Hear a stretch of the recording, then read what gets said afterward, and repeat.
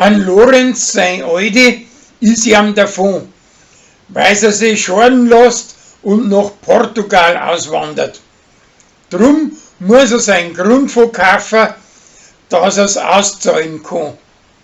Als Hummel kümmert sich um ihn und deswegen schenkt er ihm 2 Billetten für ein Promi-Festel und die schenkt's der Kathi und den Corby, weil die so scharf drauf haben. Der Pedro muss für die Schule ein paar Fegeln malen und Uri und der Gerstl helfen ihm dabei. Die machen aber das so gut, dass er einen 6er drauf kriegt, weil der Lehrer sieht, dass er das nicht selbst gemalt hat.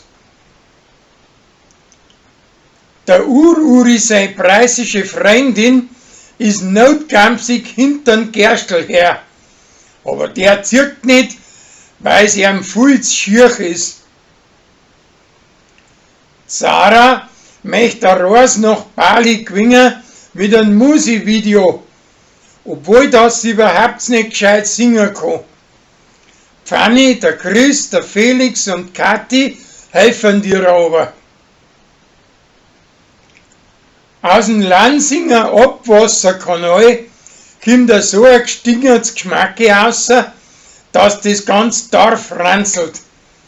Und drum muss das Dorffest verschoben werden. Stattdessen machen sie nachher einen Ausflug mit dem Bus auf Bad Füssing zu der Radeltour von BR.